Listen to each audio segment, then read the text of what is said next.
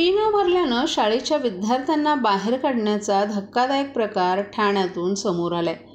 दरम्यान फी भरण्यासाठी अद्याप 2 दिवस बाकी असतानाही शाळा व्यवस्थापनानं केलेल्या कृतीवर पालकांनी तीव्र संताप व्यक्त केलाय। ठाणे पोलीस स्कूलमध्ये हा सगळा प्रकार घडलाय। जवळपास 100 विद्यार्थी यामध्ये भरडले गेलेत। शाळेनं दिलेल्या फी भरण्याच्या ॲपमध्ये 12 तारीख शेवटची होती। मात्र असं असतानाही शाळेनं पहिल्याच दिवशी विद्यार्थ्यांना बाहेर काढलं। दरम्यान सकाळी विद्यार्थी शाळेत गेल्यानंतर थोड्याच वेळात पालकांना शाळेतून फोन गेले आणि तुमच्या पाल्यांची फी भरली नसल्यानं तुम्ही त्यांना घेऊन जा असा निरोप शाळेकडून पाठवण्यात आला। यामुळे पालकांनी शाळेभोवती गरडा घातला। तरी देखील शाळेच्या मुख्याध्यापिका तसंच व्यवस्थापकांनी यावर कोणतंही भाष्य केलं नाही।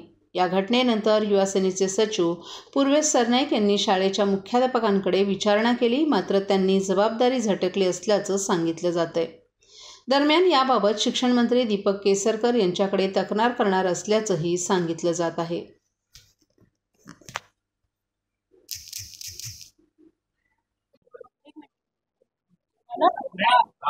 आज ठाणे येथील ठाणे पोलीस स्कूल जे आहे त्या ठिकाणी एकूण 112 विद्यार्थ्यांना शाळेमध्ये प्रवेश हे नाकारलं होतं। आज या शाळेच्या ज्या प्रिन्सिपल आहेत अलेक्झांडर विक्टिस असं त्यांचं नाव आहे, त्यांच्याशी आम्ही चर्चा केली। या 112 विद्यार्थ्यांना आपण कशासाठी बाहेर बसवलं होतं, तर त्यांचं असं म्हणणं आहे की या विद्यार्थ्यांनी त्यांची फी भरली नव्हती, त्यामुळे आज त्यांना आम्ही बाहेर बसवलेलं आहे। तर मी त्यांना विचारलं की तुमच्या शाळेच्या ज्या ॲपमध्ये आपण पाहू शकता ड्यू डेट ही 12 जून दाखवलेली आहे। तर त्यांचं असं म्हणणं आहे की जरी 12 तारीख असेल तरी आजपासूनच आम्ही ही कारवाई सुरू केलेली आहे। मी कुठेतरी विद्यार्थ्यांना ह्या फीच्या माध्यमातून त्रास देण्याचं जे काम आज या शाळेच्या आणि त्यांच्या मॅनेजमेंटने केलेलं आहे त्याचा पूर्णपणे विरोध करत आहे। युवा सेनेच्या माध्यमातून आज आपल्या सगळ्या मीडियाच्या जे मीडियाचे आमचे प्रतिनिधी आहेत त्यांचा मनापासून आभार व्यक्त करतो की त्यांनी जे व्हिडिओ काढले त्या व्हिडिओमुळे आज खरं तर या 112 विद्यार्थ्यांना प्रवेश तरी मिळालेला आहे। मी आपल्याला एवढंच सांगू इच्छितो की आज या 112 विद्यार्थ्यांवर अन्याय होणार नाही यासाठी युवा सेना या ठिकाणी आलेली आहे। आमचे या विभागाचे स्थानिक शाखा प्रमुख निखिल बुडझडे असतील, युवा सेनेचे माझे कार्यकारिणी सदस्याचे प्रतिनिधी नितीन लांडगे असतील, जितेश गुप्ता, निखिल वाळके, सर्व आमची जी टीम आहे ते या ठिकाणी त्यांनी तातडीने या ठिकाणी आलेले आहे। आणि मी आपल्याला एवढंच सांगतो की ज्या पद्धतीनं आज या मॅनेजमेंटने विद्यार्थ्यांबरोबर जे काही केलेलं आहे त्या गोष्टीचा आम्ही पूर्णपणे निषेध करतो। आणि येणाऱ्या काही तासांमध्ये आमचं एकच विनंती असणार आहे सन्माननीय शिक्षण मंत्र्यांना की ज्या अलेक्झांडर विक्टिस ही जी प्रिन्सिपल आहे ही प्रिन्सिपल अतिशय उद्धट बोलणारी बाई आहे। विद्यार्थ्यांना जर उद्याला मानसिक त्रास झाला तर ती म्हणते तो त्यांचा विषय आहे, त्यात आमचं काही घेणं देणं नाहीये। आम्ही तिला एवढंच सांगितलेलं आहे की जर कुठल्या एका विद्यार्थ्यांनी उद्याला काही जर केलं तर त्याला जबाबदार तुम्ही असाल। तर ती म्हणते ठीक आहे, ज्याला जे करायचं त्यांनी ते करावं, असं तिची ही उद्धट भाषा होती। मी सन्माननीय दीपक केसरकर साहेब हे शिक्षण मंत्री म्हणून मी त्यांना लगेच एक निवेदन देणार आहे आणि या प्रिन्सिपलला ताबडतोब ह्या पदावरनं ते मुक्त करतील, त्यांना सस्पेंड करतील, ह्यासाठी मी पूर्णपणे मागणी करणार आहे। जोपर्यंत त्या बाईची सस्पेन्शन होत नाही तोपर्यंत युवा सेना गप्प बसणार नाही।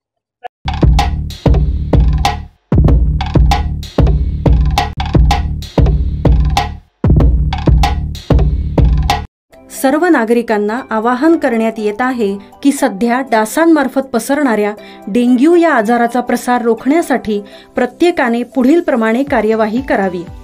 डेंग्यू आजार एडिस इजिप्ती हा डास चावल्याने होतो। या डासांची पैदास साचलेल्या किंवा साचवलेल्या स्वच्छ पाण्यामध्ये होते।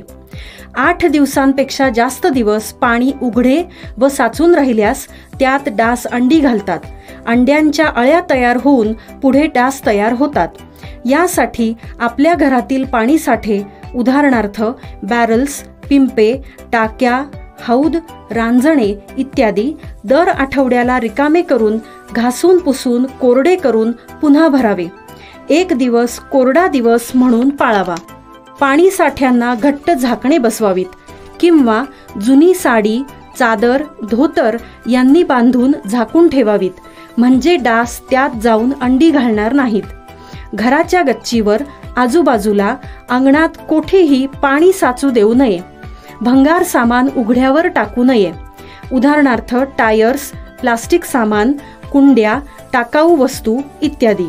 अशा सामानात पावसाचे पाणी साठून त्यात डेंग्यूच्या डासांची पैदास होते.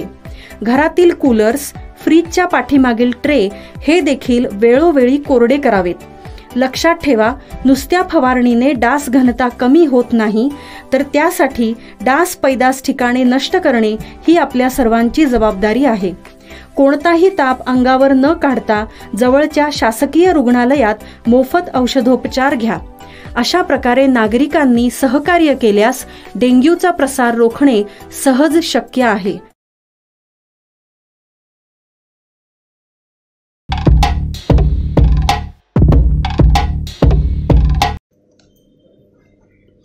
देशभरातील लोकसभा निवडणुकांचे निकाल जाहीर झालेत. या पार्श्वभूमीवर एनडीए घटक पक्षांनी इंडिया आघाडीच्या नेत्यांवर मुस्लिम आणि दलित समाजात फूट पाडून त्यांच्या मतांचा वापर केल्याचा आरोप केलाय. या आरोपांना उत्तर देताना इंडिया आघाडीचे राष्ट्रीय प्रवक्ते आणि शरद पवार गटाचे आमदार डॉ. जितेंद्र आव्हाड यांनी जोरदार हल्ला चढवलाय. महाराष्ट्रातील 31 मतदारसंघात गद्दारांना पराभवाचा सामना करावा लागलाय. रामटेक, नाशिक, दिंडोरी, चंद्रपूर, धुळे या ठिकाणी तुम्ही पराभूत झालात. या ठिकाणी किती मुस्लिमांची संख्या आहे हे विचारात घ्या, असंही जितेंद्र आव्हाड यांनी सांगितलं. प्रत्येक वेळी जातीय मतभेदाच्या आधारावर मतांचं विभाजन करून तुम्ही विजय मिळवू शकत नाही. पराभव झाला आहे तर त्याला खुले दिलानं स्वीकारा, जसं आम्ही 10 वर्ष पराभव स्वीकारलाय.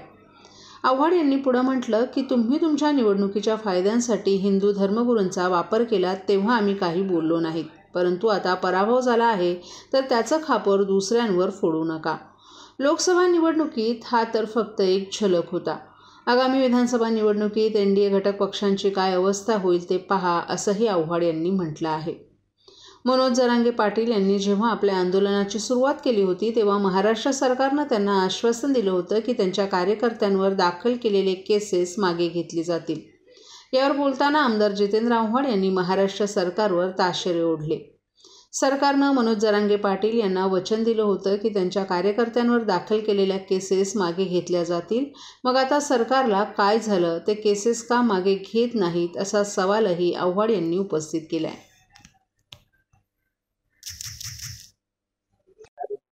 ऐसा है, 31 मतदारसंघ में गद्दारों की हार. उस 31 मतदारसंघ में मुसलमान कितने, जरा गिन के बता.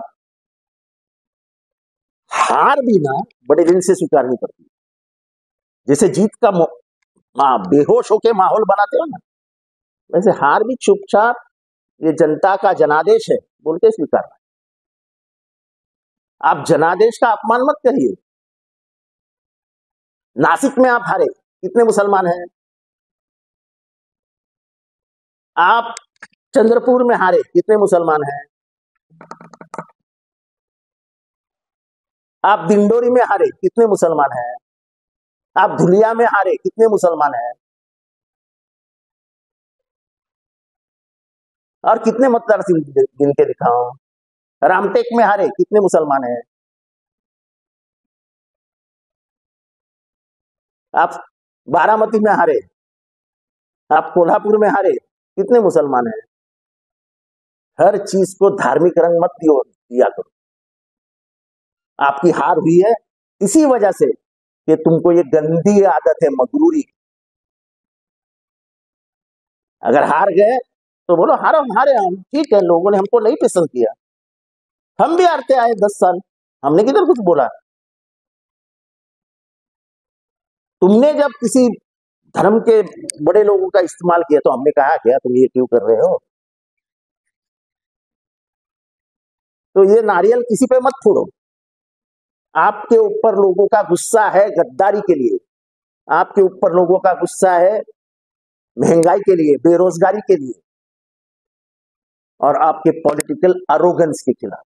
और ये आपको ये तो 31 कम दिखाई दिया, विधानसभा में देखो क्या हुआ. उनकी मांग है कि जो केसेस उनके कार्यकर्ताओं पर की गई उसको पीछे ले जाए सरकार, और जो आश्वासन आपको वो पूरा दे.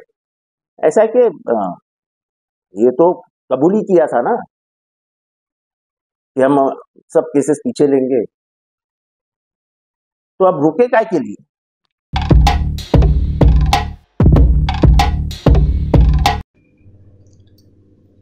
पंतप्रधान नरेंद्र मोदी यांच्या शपथविधी सोहळ्यानंतर ठाण्यातील भाजप कार्यकर्त्यांमध्ये आनंदाचं वातावरण पसरले. ठाणे मध्यवर्ती कार्यालयात भाजप कार्यकर्त्यांनी काल एकच जल्लोष केला आणि बाप तो बाप रहेगा या गाण्यावर जोरदार नृत्य सादर केलं. मोदी यांच्या शपथविधीमुळे कार्यकर्त्यांमध्ये उत्साह आणि आनंदाचं वातावरण होतं. भाजप कार्यकर्त्यांनी कार्यालयात नरेंद्र मोदी यांच्या फोटोला पेढे भरवत जल्लोष साजरा केला. या सोहळ्यात कार्यकर्त्यांनी फटाक्यांची आतिषबाजी केली आणि एकमेकांना मिठाई भरवली. भाजप कार्यकर्त्यांनी मोदी यांच्या नेतृत्वाचं कौतुक केलं आणि त्यांच्या पुढील कार्यकाळासाठीही शुभेच्छा दिल्या. कार्यकर्त्यांनी मोदी यांच्या नेतृत्वाखाली देशाला नवी दिशा मिळेल असा विश्वास व्यक्त केलाय. या जल्लोषात सहभागी झालेल्या कार्यकर्त्यांनी मोदीजींच्या नेतृत्वाखाली देश अधिक प्रगती करेल आणि भारतीय जनता पार्टीची ताकद आणखीन वाढेल. ठाणे कार्यालयात झालेल्या जल्लोषामुळे शहरात उत्साहाचं वातावरण पसरलं.